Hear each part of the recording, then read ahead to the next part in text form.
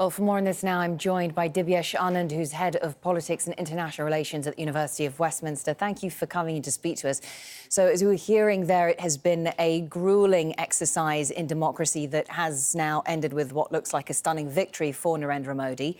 How did Modi and the BJP pull this off? I think what we have to remember is that people say that he won despite divisive politics, that he has won fair and squarely. There's no doubt about it.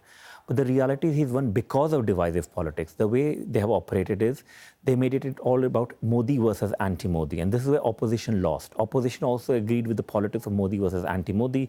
Modi is a popular figure because he's a populist figure.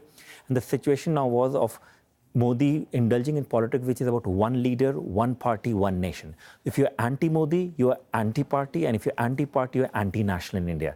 And as you know, nationalism is sort of a poison that afflicts a lot of people. I think they've successfully managed to equate Modi with a nation, and that is a danger that we have witnessed now and we are going to face for the next 5 years. So speaking then of the next 5 years, how much more polarised could the situation become? What are the consequences of this victory then for Muslims and minority groups? In fact, there's a grave consequence for not only minority groups like Muslims and Christians, right? It's also for secularists, the leftists, the progressives, because we saw most progressives losing the election and extremists, the Hindu extremists winning election everywhere this time. So what's going to happen is, of course, because there's an equation of the leader with the party and with the party with the nation, any criticism of Modi would be portrayed as criticism of India. And that, of course, is going to be very difficult for opposition and others to make.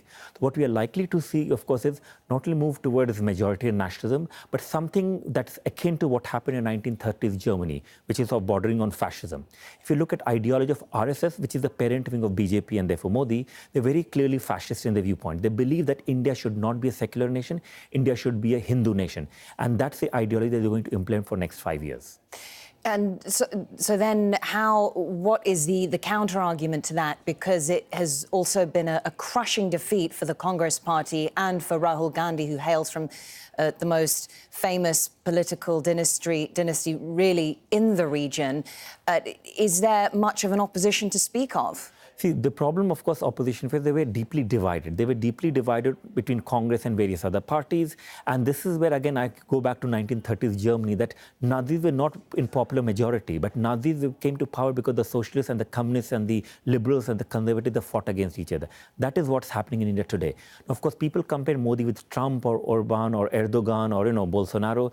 They have similar kind of figure, no doubt. But what's dangerous is we are talking about world's so-called largest democracy with a minority of Muslim minority, for instance, which is 14.2% population, and yet not a single elected member of parliament is from Muslim community in India. So what Modi has done is they have shown that you can have a government with full majority that has complete disenfranchisement of Muslim and Christian minority.